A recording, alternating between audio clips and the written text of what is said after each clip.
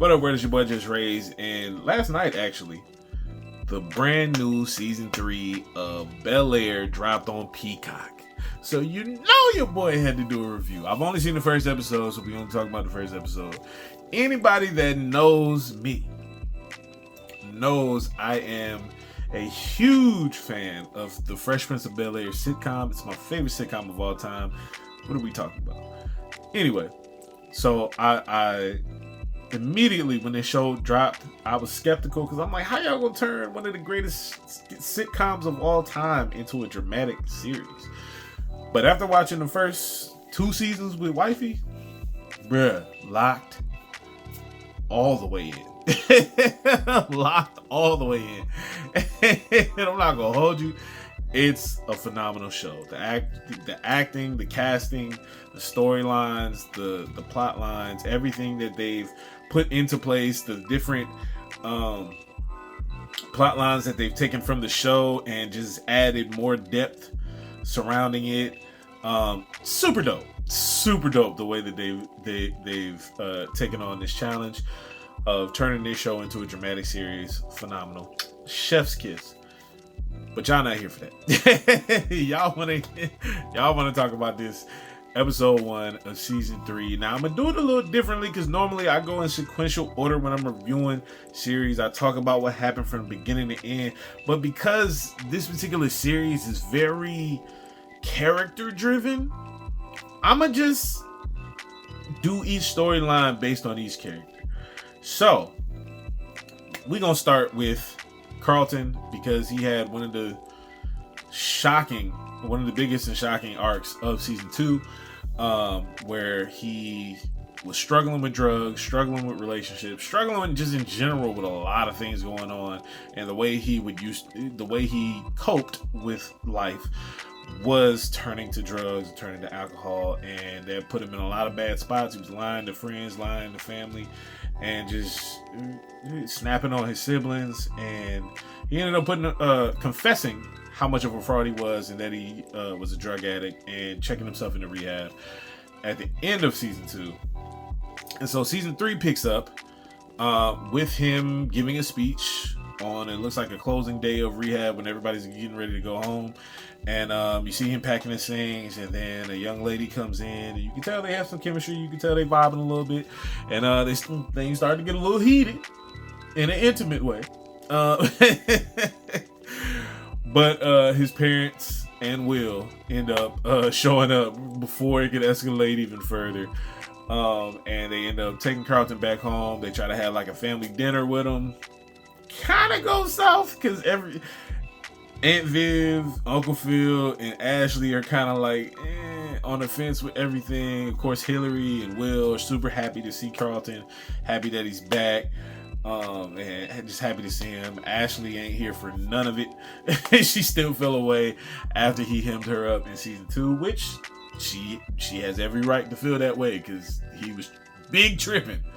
And the same thing with Aunt Viv. Aunt Viv it's kind of hard for her to trust him at this particular point with him lying so much, and at this particular point of her kind of going against her motherly instinct and putting trust in her son. It's kind of put her in an interesting predicament too, and I'm gonna get to that in a second.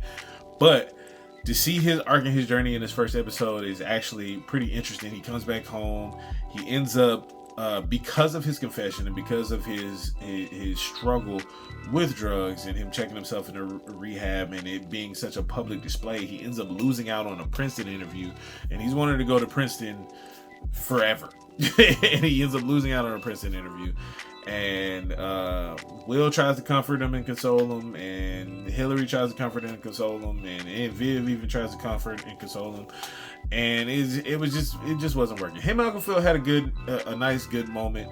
Uncle Phil just declaring that he was proud of him, as he was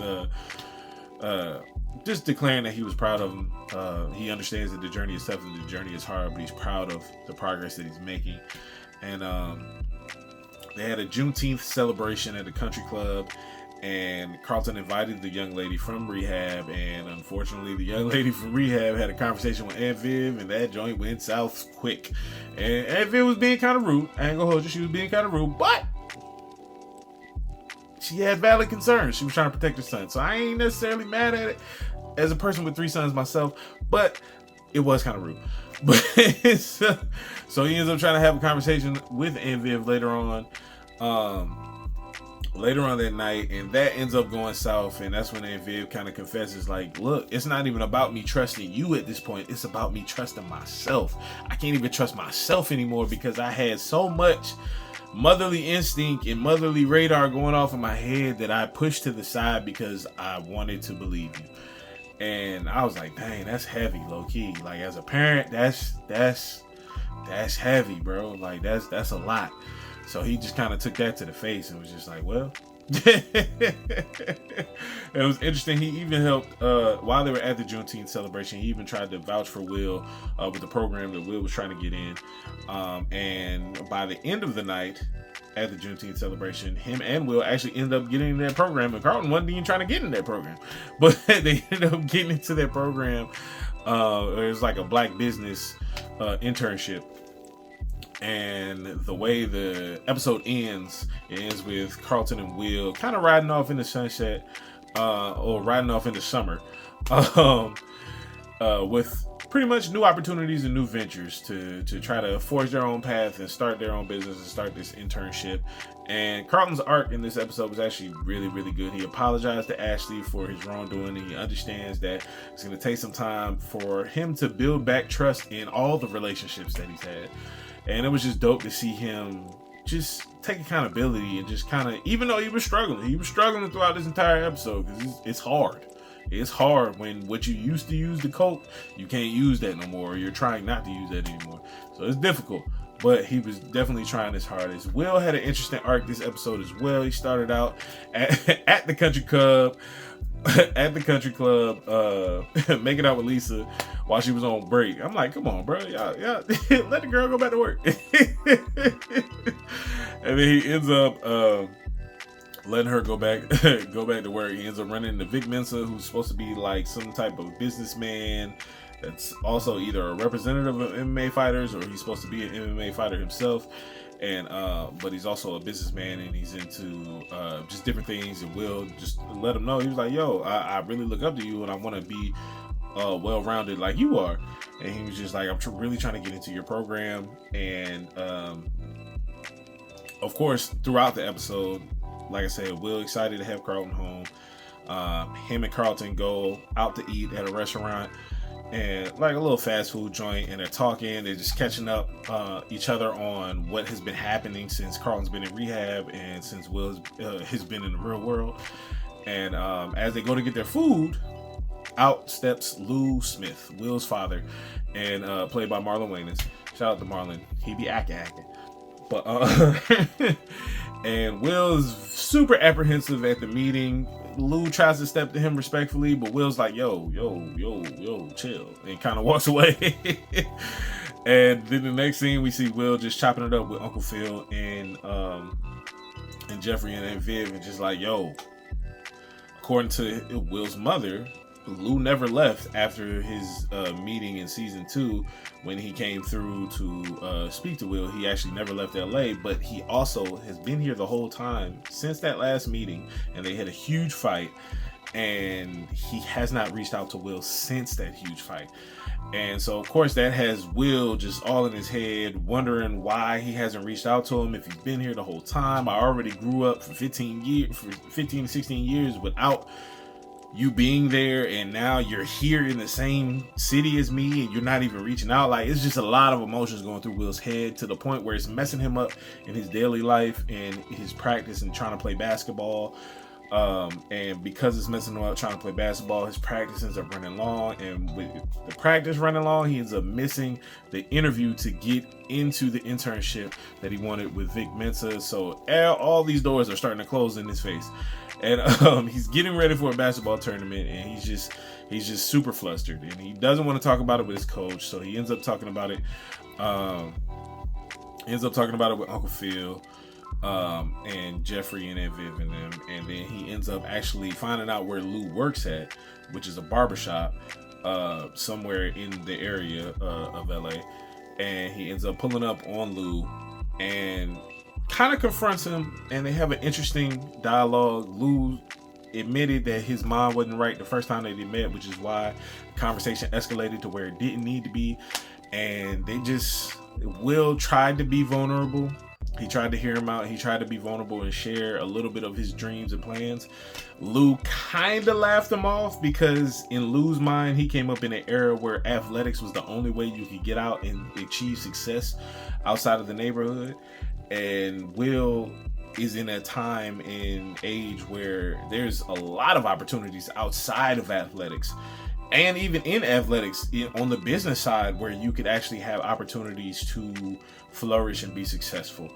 And so Will takes offense to Lou kind of laughing him off, and he thinks he's kind of like shunning his dreams. So of course, you're an absentee father, you shunning my dreams. Like I'm already struggling to respect you, so that is just causing more issues. So he storms out, and so he ends up talking to Uncle Phil about it, and they have a moment. I just love Uncle Phil and Will's like relationship, how it's built over the 3 seasons of the show so far. In this episode, it just shows just how much growth they've each had, because at first they were button heads. Now they've actually through the first 2 seasons have actually gained a rapport with one another. So it's just dope to see that. And the episode ends with Will making the decision once Vic Mensa allows him and Carlton to actually be in the internship, the black business internship or whatever. He makes the decision that instead of going to play ball in the tournament this summer, he's going to actually stay home and work on the business with Carlton and be in that internship that he really wanted to get in. And so he ends up telling his coach, pulling his coach to the side. He's like, look, man, I'm not going to go. And the episode ends with him and Carlton kind of riding off in the summer. And episode 1 was dope. What can I say? Even we see more of we see a little bit of Uncle Phil and Aunt Viv's arc. We see that they're becoming really busy with their new positions that they've accepted. You see them at a photo shoot for Essence. You see Ashley and her little friend. And her little friend says, yo, your family's like low-key perfect. And Ashley was like, yeah, they kind of seem that way. But Ashley knows the real deal about everything that's going on. You can tell it's kind of weighing heavy on her, that everybody's kind of in their own world and doing their own thing. And you can kind of see it on her that she's going to struggle with like feeling left out or feeling left behind this particular season. It just really seems that way. And with Aunt Viv and Uncle Phil, you can kind of see that there's tension rising as far as them not being able to be as intimate with one another and spending as much time with one another as they would like, because of the different business avenues that they're both, the career paths that they're both in currently. And so you can tell there's gonna be some tension there. So I'm interested to see how all this story develops, what plot lines they're going to pick from the actual sitcom, what new plot lines they might actually introduce. Jeffrey has a developing plot line with him and his son. Somebody's watching them, somebody from his past. He's trying to figure it out. He's very on edge. He's setting up security systems. He's doing a whole lot. But shout out to the actor that plays Jeffrey, and shout out to the the actor that plays his son. I know both of them from separate DC projects. I know Jeffrey's son played Cyborg in a specific DC project, and I can't think of the name of that DC project. If I think of the name, I'm gonna put it here. But I also know that the guy who plays Jeffrey was actually in a villain in Arrow's 4th season. It was one of the worst seasons of Arrow, but he was actually decent in it. He was okay. I ain't gonna say he was okay. But anyway, that's neither here nor there. So Jeffrey, he's doing a lot of stuff in the shadows, trying to figure stuff out. So this first episode was just a good entry to get abreast on the situation of everybody in the family, just seeing where everybody's at. We see Hillary come back from her European trip that she should have never went on in the first place. She should have chose Jazz. I'm upset. But I love Coco Jones as Hillary. I love the fact that she's not super ditzy or dumb, even though everybody in the family is making dumb decisions when it comes to certain things. She's not super ditzy or dumb. I love Coco Jones. She's a phenomenal artist, phenomenal singer, and a great actress. And she's killing the role as Hillary.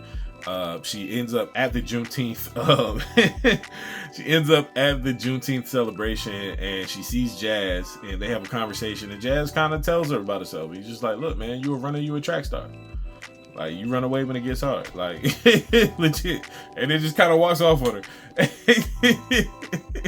And then at the end of the actual Juneteenth celebration, her and the guy she went to Europe with announced that they're actually engaged. And of course, Jazz is sitting there feeling the type of way. But it just kind of seemed like she trying to force it. She don't need to be with him. She need to be with Jazz. But that's beside the point. I mean, I feel how I feel about it. But anyway, that's neither here nor there. This particular episode was actually really dope. I thought it was a dope way to start a season. A dope way to kind of put perspective in literally each character's arc, to put perspective in where they're gonna go and venture out as far as with the third season. So yeah, I'm excited to watch the rest of it. They dropped 3 episodes. I only watched the first one. I'm gonna watch 2 and 3 and do reviews on both of those as well. But I'm hoping they don't do group drops like this going forward. I'm hoping they just do 1 episode at a time, so that way I'll be good for my reviews. But let me know in the comments below if you checked out Bel-Air at all on Peacock, or if you're up to date and you've seen Bel-Air season 3 episode 1. We're only talking about episode 1 on this video. Let me know your thoughts. Let me know how you feel about the cast. Let me know how you feel about the character choices, the motivation for each character, the perspective of where they're at, what they're focusing on. Let me know how y'all feel about it in the comments below.